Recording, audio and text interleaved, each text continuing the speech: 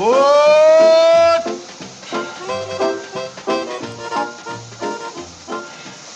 There you are, Joe. Just like Kate would have picked if she'd been here to buy it herself. Sam, I just told you while Kate's in Groverdale visiting her sick Aunt Winifred, I'm doing the buying and the deciding. I'll take that one. Well, Joe, those are identical to the one I just gave you. That one. Okay, Joe.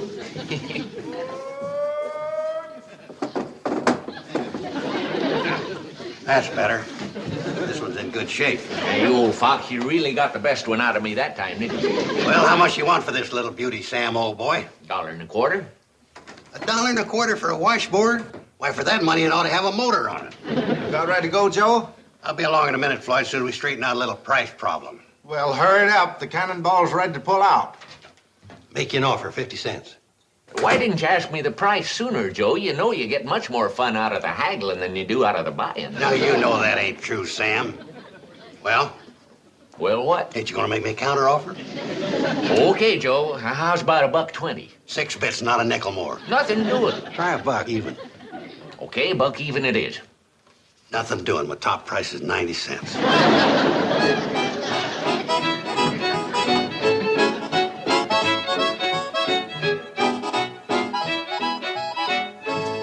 There you are, Joe.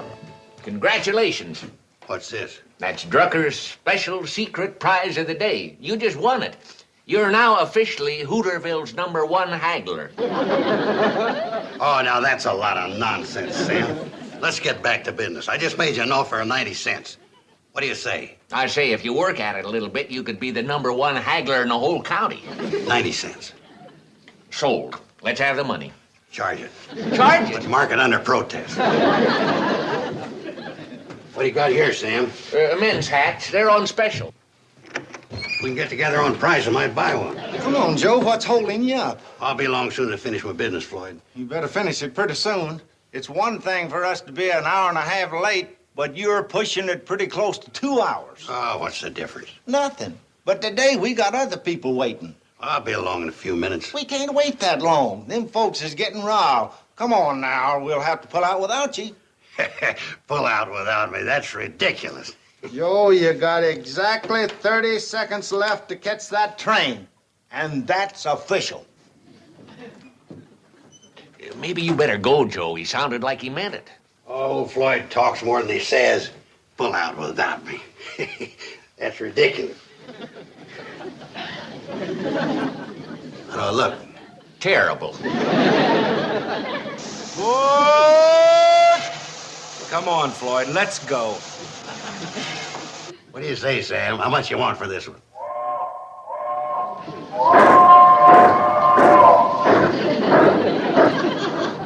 All right, Joe, since you got plenty of time before you start that nice long walk back to Shady Rest, I'm opening the haggling at $1. And you just went off and left Uncle Joe in Hooterville? Had to, Billy Joe. There was people waiting. I went into Drucker 6 times and tried to drag him out. You know him. When he gets to gabbing, there's no way to cork him up. Well, I can understand how you both felt, but I can't help worrying about poor Uncle Joe, walking all that way. Yeah, he's apt to be a little peeved. Well,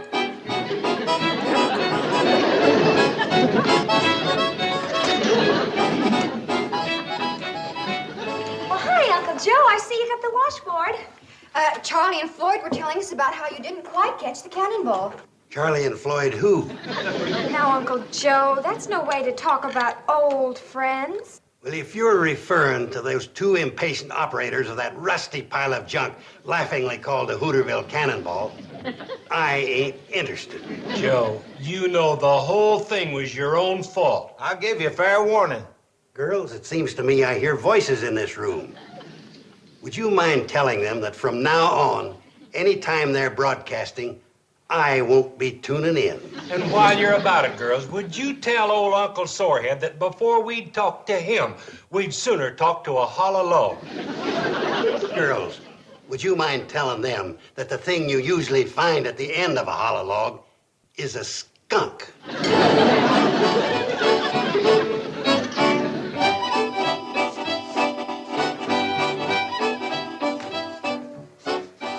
Them two polecats must be gone. The air smells a lot better in here. Joe, are you going to keep up this silly fight forever? Silly fight my eye. It's a matter of principle. What principle? I don't know, but there's one here somewhere. Joe, you sure look pretty. Where are you going? Orville's picking me up to take me to a movie matinee. Picking you up? In what? In his flivver. Well, how's he going to do that? The nearest road's 2 miles over the hill. He latched onto some old hand car wheels, and he replaced his regular car wheels with them. You're joshing. There he is. I don't believe it. Well, there's only one way to find out. Come on out and take a look. This I gotta see. Okay, Betty Joe, we're all set. Orville, how did you do it? Brains, patience, and perseverance. And the help of my older brother. He's a mechanical engineer. Well, what do you say now, Uncle Joe? Well, I haven't seen it work yet. Come on, Orville, you could tell us. You pushed it in here, didn't you? Oh, gosh, no, Mr. Carson. Well, hop in, Betty Joe, and we'll show him.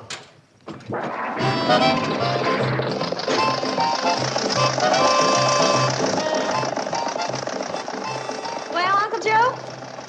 Like I always said, that boy's got a lot of talent. When did you ever say that? Starting right now.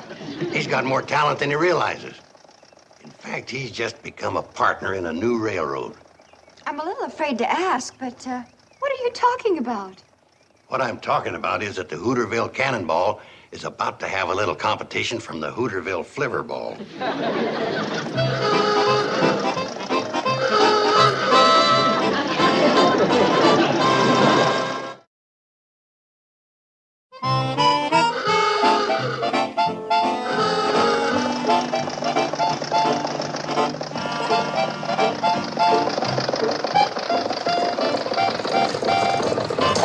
Welcome back, kids. How was the show? Fine, but riding in this was the real fun. Well, thanks for taking me to the show, Orville, and especially for the keen ride. Ah, sure thing, Betty Joe. Come on, Uncle Joe. You go on up the house, honey. I want to talk to my good buddy Orville for a minute. Let me get this straight, Mr. Carson. You want to go into partnership with me? Of course I do. You got talent, intelligence, and brain power, my boy. I have? In a car with flanged wheels. You really think we can compete with the Cannonball? Why not? They may be bigger, but we got more speed. Well, we can make a dozen runs to Hooterville while they're still trying to get up steam in Pixley. And all I have to do is lend you the car, huh? And furnish the gas and oil. Then we'll split the profits after that right down through the middle. Mr. Carson, I don't know what to say. Now, let's look at it this way. What other boy ever had half interest in a railroad at 16? I guess you're right. Of course I'm right, partner. Girls, your mother's a great little woman, but she just ain't got my business instincts. And when she gets back and sees what I'm doing, she'll be proud. What she'll be is furious. Oh, no, she won't. She's never really seen me in action yet. Why, before long, Orville and me will have diesel locomotives, tank cars, Vistadome. Hooterville will be the hub of the railroad industry. Might even buy out the New York Central. Uncle Joe, you know you don't believe a word you're saying. What do you mean? I mean that you're doing this for one purpose only. To get even with poor Charlie and Floyd. Yeah, poor is right. When I get through with them, they ain't gonna have enough steam left to blow their whistle. Uncle Joe, now listen a minute, please. The Cannonball is Charlie and Floyd's whole livelihood. Well, if it's their livelihood, they ought to know better than to go around leaving important passengers stranded. Now, Uncle Joe, you know whose fault that was. You're dang right. I got it figured. 40% Floyd for making the signal, 60% Charlie for leaving. Well, Charlie, Floyd, we were just talking about you, weren't we, Uncle Joe? You were. I was talking about the railroading business. Hey, what's that fool Flivver doing sitting down below on our tracks? Your tracks? They ain't no more your tracks than they are anybody else's. But it's our railroad. It has been up until now. You and Charlie had a pretty slick little monopoly going. Joe, what in tarnation are you talking about? I ain't talking, I'm telling. At 8:04 tomorrow morning, the little Hooterville Flivverball sitting down there is going to run your Cannonball out of business. You're gonna run us out of business with that little thing? That's the biggest joke I ever heard. Yeah? In a couple of days, you'll be laughing out of the other side of your boiler. Why, that ornery old coot. Reckon he's really serious. Who'd think he'd go that far? just 'cause we made him walk home with that washboard. Oh, there's nothing to worry about. By tomorrow morning, when Uncle Joe finds out that there's work connected with this, he'll forget the whole thing. I hope.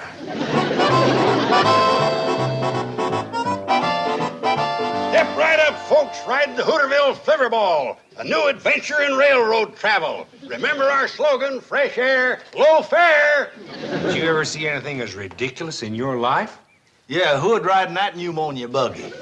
Are you tired of riding in that cooped-up coach with its stale, used-up air? Then ride in the wide-open fresh air Flivverball, specially equipped for sightseeing. How do you do, sir? I can see that you're an experienced, discriminating traveler. Just step aboard. We'll be pulling out as soon as we're sure we're not leaving anybody behind. He sure grabs hold of a grudge real strong, don't he? He's got an elephant's memory and a mule's nature. Just step aboard, madam. On the Flivverball, both you and your chicken are welcome.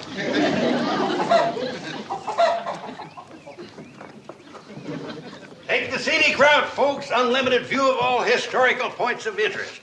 Just step in, folks. There's room for everybody. I'll be switched. He seems to be getting a few. He seems to be getting more than we're getting. Some people will take to anything just 'cause it's new and fashionable. Well, folks, it's departure time, and we're departing.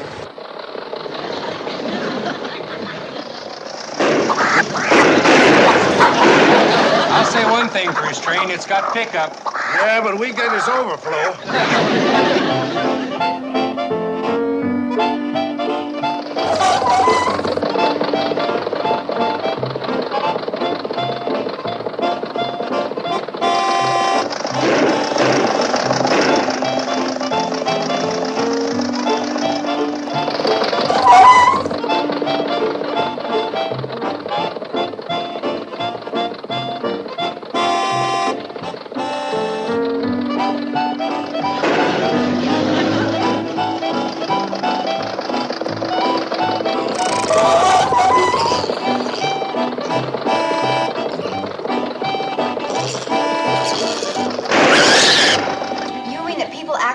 Money to ride that thing? Joe was cranking that money changer like somebody'd wound him up at the elbow. Well, where's Uncle Joe now? He hasn't missed dinner in over 15 years. It's getting pretty late. What time is it? It's 8 o'clock. Maybe he's picking up the late revelers at Pixley. $7.37. And that's just for the first day. After I convert to diesel and get longer benches, I'll have all of Hooterville at my feet. Uncle Joe, you don't really mean that you're going to continue running that Flivverball like this day after day. Why not? I'll tell you why not. You keep this up and Floyd and me will be out in the cold. And when you're out in the cold, it's pretty cold. You big cartels are all alike. You talk about the glories of competition, but the minute somebody opens up beside you, you start to cry. Gentlemen, please. Now, don't you think it's time you apologize to each other and made up? We'll apologize if he'll apologize first for trying to run us out of business. I ain't apologizing until you two admit it was a low-down trick to leave me stranded at Drucker's store. Now, if you young ladies will excuse me, I'll get to bed and get ready for another busy day. Uncle Joe, aren't you going to have any dinner? Well, I have a sandwich and a glass of milk in my room while I go over my accounts. We better get home and get to bed, too. We got to get out early to try to keep up. Bye, girls. Bye, Charlie. Good night, Girls, thanks for the dinner.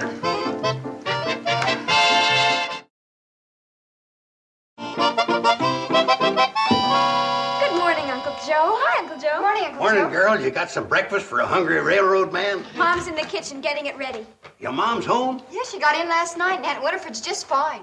I can close my eyes and tell you what we're having. Country sausage, buckwheat cakes, and blueberry syrup. That's my favorite breakfast. We told her what's been going on, Uncle Joe. I think she's got a surprise for you. Good morning, Uncle Joe. Good morning. Welcome home, my dear. Thank you. It's good to be home. Tell me something. Are you still in the railroad business? I'll say I'm still in the railroad business. A couple more days and I'll have that cannonball in mothballs. Guess that makes you feel real proud. Well, let's face it, some of us have it, some of us don't. Putting Floyd and Charlie out of business would be a real triumph, wouldn't it? When they sell that cannonball for junk will be the happiest day of my life. Well, I guess when big businessmen get to competing, There's just no room for sentiment. Kate, you're finally getting realistic. You know, in the jungle of big business, somebody has to suffer. Kate, forgetting something? Oh, I don't think so, Uncle Joe. What?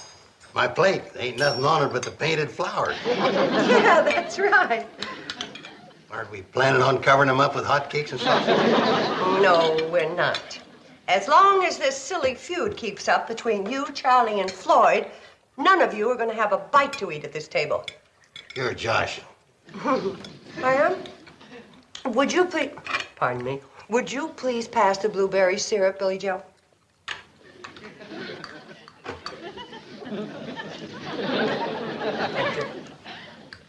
Fish with Billy Joe, I think I'm having a bad dream. Oh, no, it's no dream, Uncle Joe. But now that you're a successful railroad man, you can eat in town at the Pixley Diner. Kate, you know I'm a forgiving man. I'm going to give you one more chance to change your mind. Do I get some hotcakes and sausage or don't I? You don't. Pass it, buddy. That does it. Girls, you've got the doggonest, stubbornest mother that ever was. Where are you going, Uncle Joe? Where do you think I'm going? I'm going to run that Flivverball until I die at the throttle of malnutrition. Do we smell sausage and buckwheat cakes? Yeah, and that's all you're going to get's a smell. That woman's turning real difficult. What's the matter with old Grumpy? Uncle Joe's always grumpy when he hasn't eaten breakfast. And he sure hasn't had any this morning. How come? Has he got dyspepsy?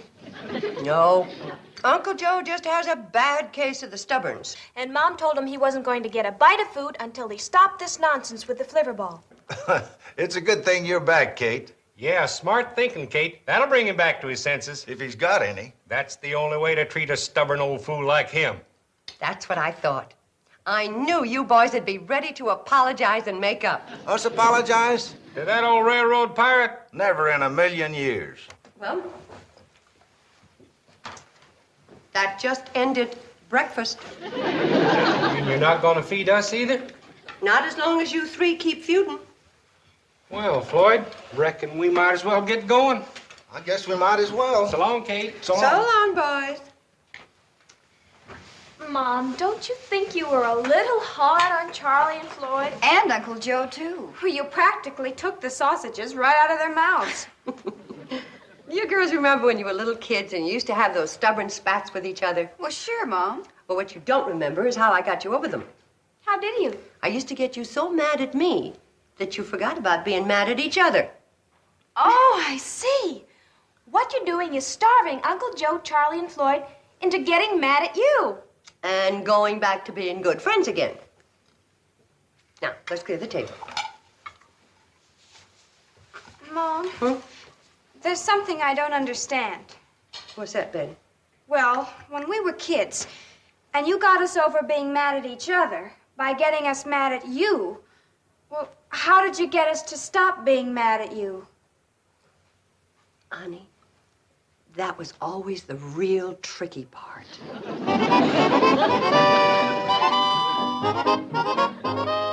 What a breakfast for a big railroad executive. Joe, those bananas are a little green, and if you keep on eating them, you're going to get a little green, too. Well, a man's got to eat something to hold body and soul together. Well, I don't know about your soul, but you could afford to lose about 40 pounds of body. If Kate don't come to her senses, I'll be known as a Hooterville skeleton. Somebody ought to come to their senses, but it ain't Kate. Why don't you give that fool Flivver back to Orville and let Charlie and Floyd run the railroad? Huh. Them two nincompoops couldn't run an electric train on a living room rug. I better get going. I've got to beat him through the switch to Pixley. Well, now, just a minute, Joe. Them bananas cost a nickel apiece. Sam, how can you talk about the price of bananas in the middle of a railroad war?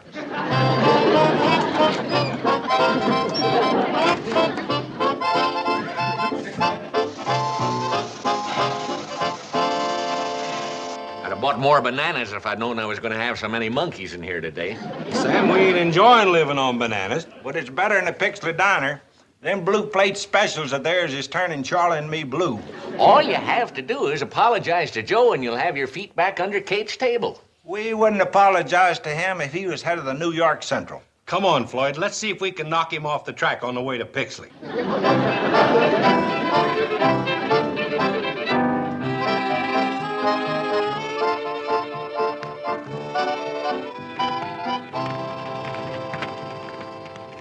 knew this old army mess kit would come in handy someday. Well, if the Army had to travel on its stomach and waited for you to do the cooking, we'd lost the war for sure. Wait till you taste this. You're gonna be surprised. I'll be surprised if I ever get to taste it. Charlie, I'm the conductor, and I don't mind helping fire the engine, but I never signed on as a cook. Do I smell something cooking?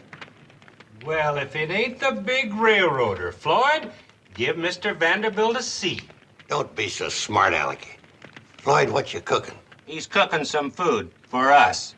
Oh, Charlie, let's give him a little. He's starving just like we are. I don't know as I'd accept charity, even if it was offered.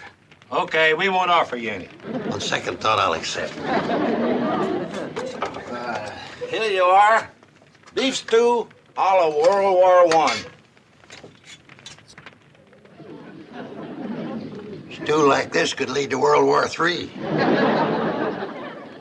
I never thought anything could taste worse than green bananas, but Floyd, you've done it. Oh, it is off-landed. Somewhere between World War I and now, I must have lost my touch. I suppose you know who got us into all this trouble. Kate. That's right. If it wasn't for her, we wouldn't be suffering like this.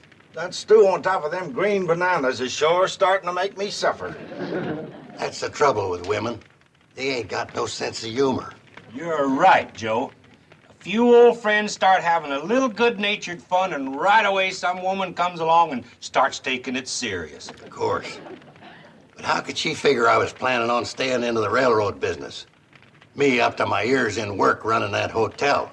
Like I was telling Kate a little while ago, it's just too much work for one man, no matter how talented he is. You're right, Joe. Your place is back on the front porch of the Shady Rest, making decisions. And our place is running this cannonball. And all of our place is right back where we can get our feet under Kate's table. You know what's going on over there right now? What? Kate's laying out a spread of chicken and dumplings that'd make a statue come running to the table. Well, what are we doing here? You know what the old World War I infantry manual said? Sure. When they got you completely surrounded, surrender and join the enemy. Let's go.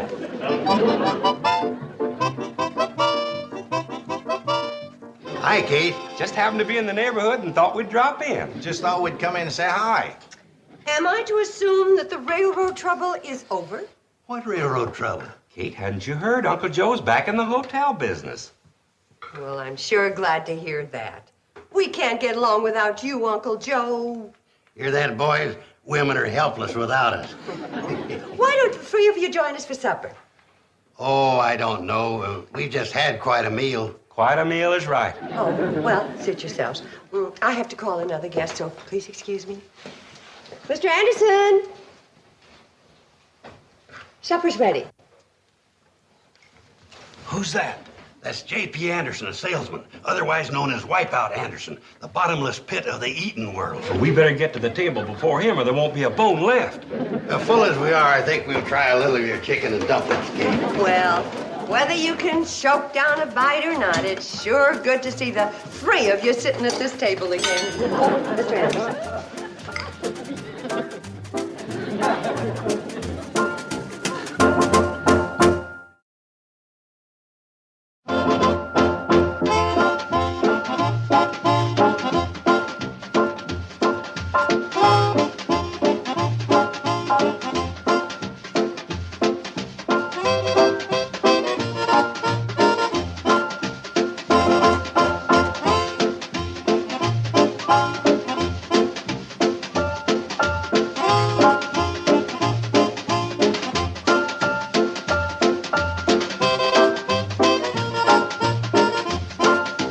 Petticoat Junction.